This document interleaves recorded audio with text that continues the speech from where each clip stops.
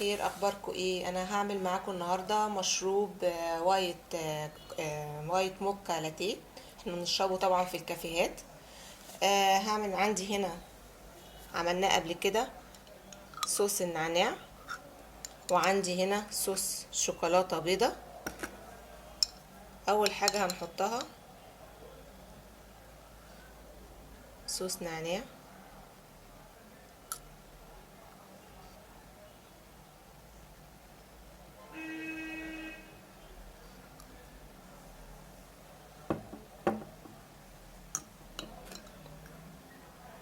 بعد كده هنحط الشوكولاته البيضه،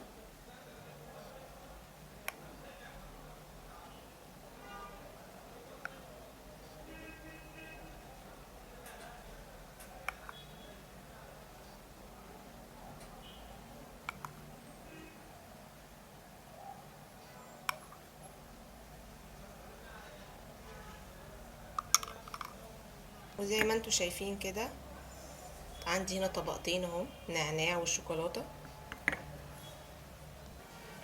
طبعا المشروب ده بيبقى سخن. احط هنا في كوبايه تانية صوص نعناع،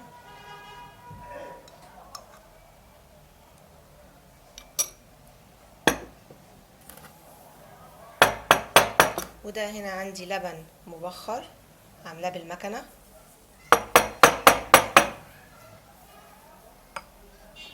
اصبه كده في الكوبايه،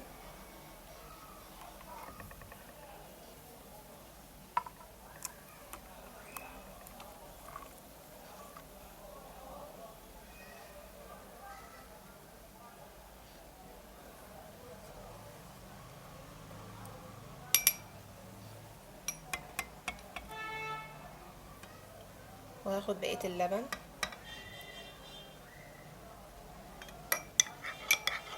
واقلبه مع الصوص النعناع في الكوبايه التانية.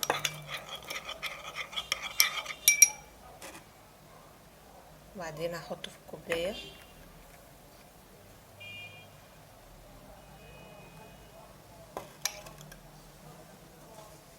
زي ما انتوا شايفين كده كذا طبقه.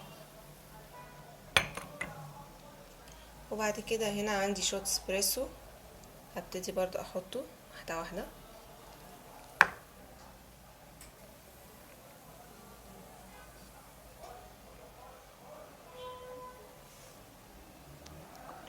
كده اخر حاجه هحطها شوكولاته بيضه،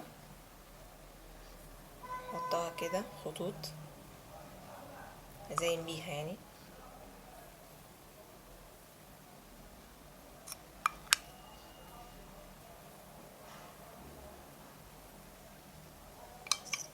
ودي الكوباية بعد ما كملنا كل الطبقات فيها وبقت بالمنظر ده.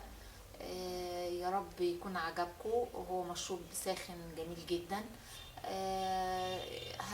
هستنوني ان شاء الله في فيديو جديد. باي باي.